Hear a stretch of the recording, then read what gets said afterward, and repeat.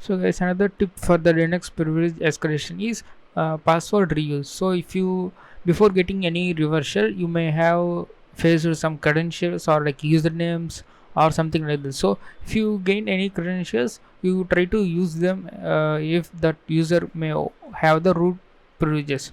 So you can always use the gathered credentials. Okay, and also you can say hidden files in the home directory, that is the bash history.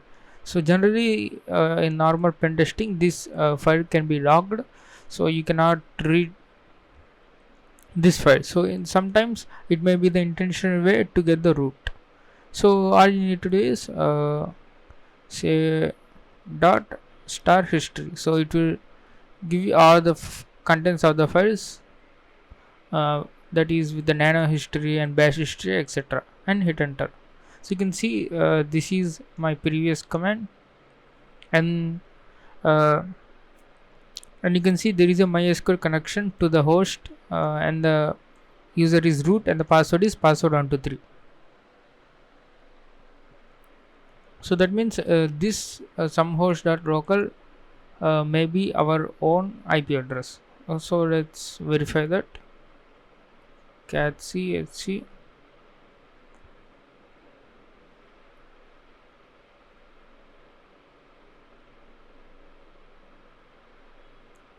Host. So okay, dbn.local domain is our local address, and some host.local. So you can ping that if I think it's our own host.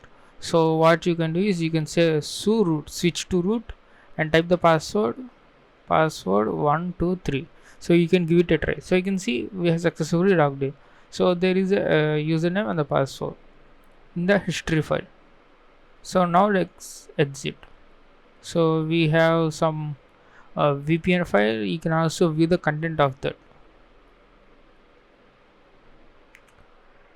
and you can see there is a connection, and then other user pass. The credentials are stored in this auth.txt. Let's say cat view the contents of that.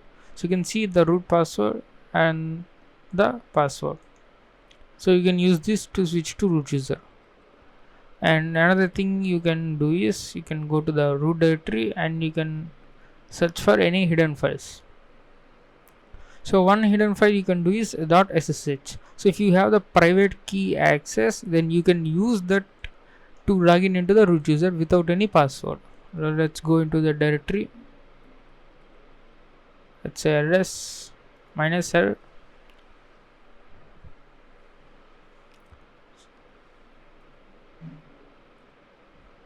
So you can see we have the read access.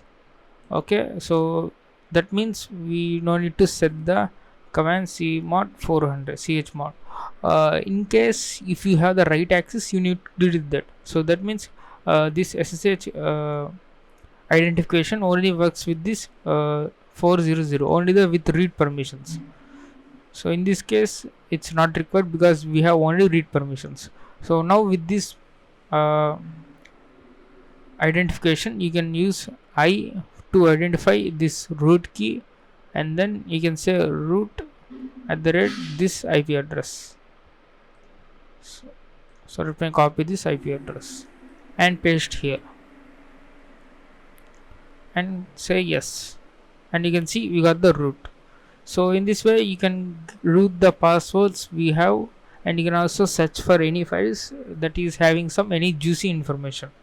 So always check for the reused passwords and check for bash history and this ssh private keys, and also any other suspicious files that can also hold to the passwords. So you can also go to the cd where www ls cd html say ls. So generally there is only one html file. In case php is installed on this box, then it contains some configuration files, so you can also view those configuration files to get any juicy information like login to mysql, etc.